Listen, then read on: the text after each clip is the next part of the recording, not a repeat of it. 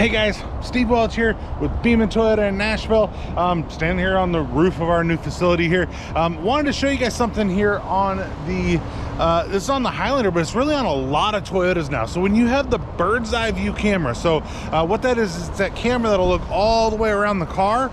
There's a couple of features on it I wanted to show you so that you know how to use it, right? So first off, you'll notice that if you have it, you're gonna have a camera down here. You're also gonna have cameras on the bottom side of the mirrors. You can take a look there, and then obviously you're also going to have your backup camera back there as well. This one's got the second camera that's right there. That's for the digital rear view mirror, so it's not necessarily on all of the ones that would have that system, but you know, if you've got a high enough trim level, which this one's a platinum, high enough trim level, you might have that digital rear view mirror as well. So what I wanted to show you, and we'll say hi to Southwest back there, but what I wanted to show you guys was that you can set this system to do a couple things. All right, so first off, you're gonna come in here, you're gonna see that you have this button right here. You hit this button and you're gonna, as long as your door is shut, you'll get an accurate representation of what is around the vehicle. All right, so just what's around the vehicle here, and you can take a look and you can see, there's cars on either side. Now I always like to show people that if I open the door, you'll see that throws that off. Why? Because that camera is on the bottom of that door, so that will throw that off. You also have the ability that you can pop over here, get another view looking around the vehicle, of course. And if you want to, now you saw this one was a blue color, so if you want to, you can actually pop up here. You can go, you know what, there's my color, there I go. So now I've got the right color. Some people don't care, but now I got the right color for what this particular vehicle is on the dash here, right? So some people, that's important, right? So we always want to make sure that we take care of people, right? So, and you can always hit play again and replay it. Hit pause if you want to pause for some reason, but you'll notice as you go into reverse, you'll see you've got two sides, right? So you can change your view here, right? Change your grid lines here. So if you want your grid lines to be a little bit different, you can change those. Or watch this, you can zoom in on the vehicle, right? So if you want to zoom in on the front, you want to zoom in on the back, you can do that. So whichever one you want to zoom in on, you can do that. So when you got the front, the back there, anything like that. Once you get going, and I'm going to go forward here, everything shuts off, right? Unless you do something, right? So I'm going to hit this button one more time, and now I'm going to click auto. When I click auto, what it's going to do is I'm going to go back and park, right? So you can see I'm right back to that screen. So I'm going to go back into drive. You see, now it automatically comes up. It will go off once I hit 7. So if you can kind of look over there, once I hit 7 miles an hour, that screen will go back to your radio screen. Now, as soon as I slow back down, there we go. We're right back onto the screen, so you can get a view on the side. You can get a view in the front.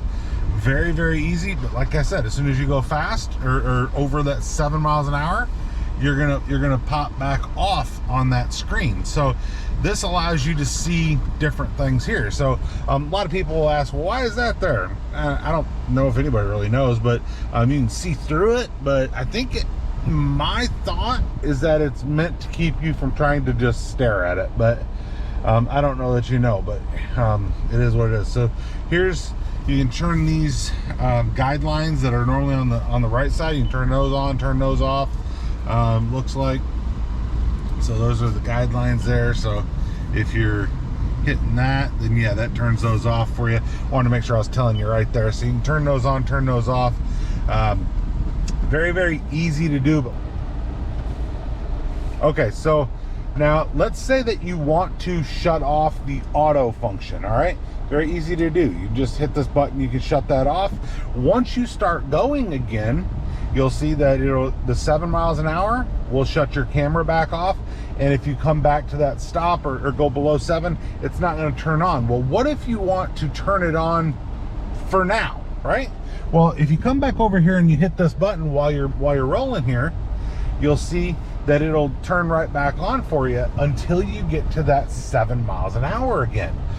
But there's something else, and I always like to give you guys something extra. You made it this far, so definitely like and subscribe at this point, but I'm going to give you something extra that nobody else probably will tell you, at least not a lot. If I hit this button again, now you can look, and I hit that same button again, but now you can look and you can see forward where you're going. If I make a turn here, you'll be able to see the lines that are telling you about where you're going to go. You can see your representation of the vehicle ahead of you. You know, it'll show you where you're about to move, what you're about to go to. Like I said, I went over 7, so now I'm going to come back down. I'm still off, right? I can hit that button again, right? I can hit this auto again here, and I can come back through. Now you'll see that I'm not turning into that other system. In order to turn into that other system, I got to hit the view button again, which I just did. And now you can see I can turn that on, turn that off very easily right here. And now it's turning, it's showing me what I am looking at in the vehicle. So straight, sideways, everything's right here, right?